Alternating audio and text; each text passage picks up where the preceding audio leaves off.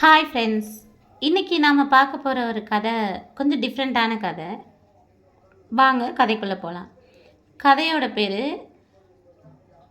Husband sales, கணவர்கள் விற்கப்படும். வாழ்க்கையை மகிழ்ச்சியாக்கும் மந்திரத்தை தான் நாம் இந்த கதையில் பார்க்க போகிறோம். ஒரு ஊரில் கணவர்கள் விற்கப்படும் அப்படின்னு சொல்லி புதுசாக ஒரு கடை ஒன்று ஓப்பன் பண்ணுறாங்க. அந்த கடை வாசல்லையே ரூல்ஸ் அண்ட் ரெகுலேஷன்ஸ் போர்டு வச்சுருக்காங்க. அதில் என்ன எழுதியிருக்காங்கன்னு பார்ப்போம் வாங்க. கடைக்கு ஒரு தடவை தான் வரலாம். கடையில் மொத்தம் 6 ஃப்ளோர்ஸ் இருக்குது. ஒவ்வொரு ஃப்ளோர்லேயும் இருக்கிற ஆண்களோட தகுதிகள் மேலே போக போக அதிகமாகிட்டே இருக்கும். ஒரு தளத்தில் இருந்து மேலே போயிட்டா மறுபடியும் கீழே வர முடியாது, அப்படியே வெளியே தான் போக முடியும். இதெல்லாம் படிச்சுட்டு ஒரு பொண்ணு கணவர் வாங்க கடைக்கு வராங்க. கணவர் வாங்குறது என்ன காய்கறி வாங்குற மாதிரி கஷ்டமான விஷயமா? போய் தான் பார்க்கலாம் அப்படின்னு சொல்லி ஃபஸ்ட்டு ஃப்ளோருக்கு போகிறாங்க. அங்கே இருக்கிற ஃப்ளோரில் ஒரு போர்டு இருக்குது. அந்த போர்டில் என்ன எழுதியிருக்காங்கன்னா, இங்கே இருக்கிற கணவர்கள் எல்லாருமே வேலை உள்ளவங்க, கடவுள் நம்பிக்கை உள்ளவங்க அப்படின்னு சொல்லி எழுதியிருக்கு. அந்த பொண்ணு நினைக்குது, இதெல்லாமே பேசிக் குவாலிட்டிஸ் தான், நம்ம நெக்ஸ்ட் ஃப்ளோரில் என்ன இருக்குதுன்னு போய் பார்ப்போம் அப்படின்னு சொல்லிட்டு செகண்ட் ஃப்ளோர் போகுது.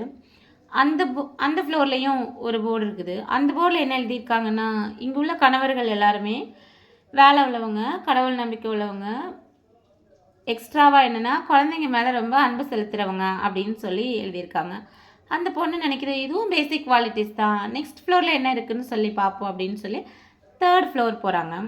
அங்கே இருக்கிற ஃப்ளோரில் போர்டில் என்ன எழுதியிருக்காங்கன்னா, அங்கே இருக்கிற கணவர்கள் எல்லாருமே வேலை உள்ளவங்க, கடவுள் நம்பிக்கை உள்ளவங்க, குழந்தைங்க மேலே அன்பு செலுத்துகிறவங்க, எக்ஸ்ட்ரா என்னென்னா ரொம்ப வசீகரமானவர்கள் அப்படின்னு எழுதியிருக்காங்க.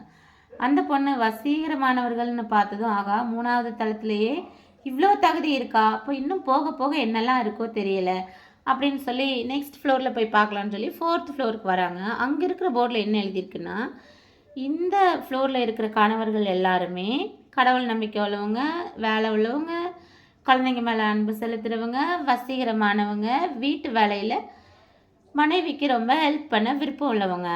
இதை விட வேற என்ன வேணும்? நல்ல குடும்பம் அமைக்கலாமே.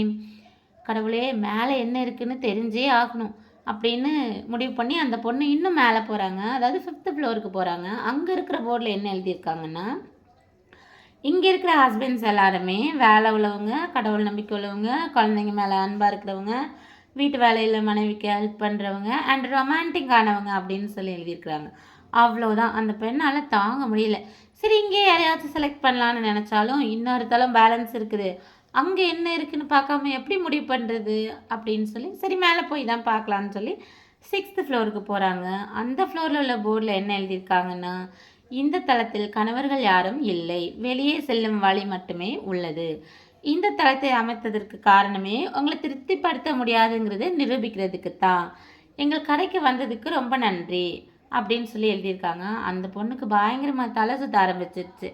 பார்த்து கீழே படியில் கவனமாக இறங்கவும் அப்படின்னு சொல்லி படிக்கட்டில் எழுதி போட்டிருக்காங்க. இந்த கதை நம்ம எல்லாருக்குமே பொருந்தும். அந்த கடையோட உரிமையாளர் தான் இறைவன், அந்த கடை தான் இந்த உலகம், அந்த இளம்பெண் நம்ம எல்லாரும் தான். வாழ்க்கையில் எல்லா கட்டத்துலேயும் வாழ்க்கைக்கு தேவையான அடிப்படை வசதிகள் ஏதாவது ஒரு வகையில் இருந்துட்டு தான் இருக்குது. ஆனால் அந்த வசதிகளை மேம்படுத்துகிறோன்னு சொல்லிட்டு நாம் அடுத்தடுத்த கட்டத்துக்கு போயிட்டே இருக்கிறதுனால வளர்ச்சி தான், தப்பில்லை. ஆனால் இப்போ இருக்கிற கட்டத்தில் மனநிறைவோடு வாழ்ந்துட்டே அடுத்த கட்டத்திற்கு செல்லணும். அதாவது எந்த கட்டத்தில் திருப்தியுடனும் மனநிறைவுடனும் வாழணும். அடுத்த கட்டத்திற்கு போனாதான் மன திருப்தி அடையும் அப்படின்னு நினச்சிட்டே இருந்தோம்னா வாழ்க்கையில் எந்த கட்டத்துலையுமே நம்மளால் மன நிறைவுடையும் சந்தோஷமாகவும் இருக்கவே முடியாது. கடைசி வரை நிறைவடையாத மனத்தில் தான் இருந்துகிட்டே இருக்கணும். அதுக்குள்ளே நம்ம வாழ்க்கையே முடிஞ்சு போயிடும். மனம் நிறைவடையாவிட்டால் எவ்வளவு உயர்ந்த நிலையை அடைந்தாலும் சந்தோஷமும் நிம்மதியும் இருக்காது. நம்ம இருக்கிற நிலைமையில நிம்மதியாகவும் சந்தோஷத்தையும் கொடுக்காது. மனம் நிறைவடைந்தால்தான் நிம்மதி கிடைக்கும், வாழ்க்கையை சந்தோஷமாக வாழ முடியும். மன நிறைவு என்பது தான் வாழ்க்கையை மகிழ்ச்சியாக்கும் மந்திரம். ஃப்ரெண்ட்ஸ், இந்த கதை இதோட முடியுது. இந்த கதை பிடிச்சிருந்தா லைக் பண்ணுங்கள், ஷேர் பண்ணுங்கள், கமெண்ட் பண்ணுங்கள், நம்ம சேனலை சப்ஸ்கிரைப் பண்ணுங்கள்.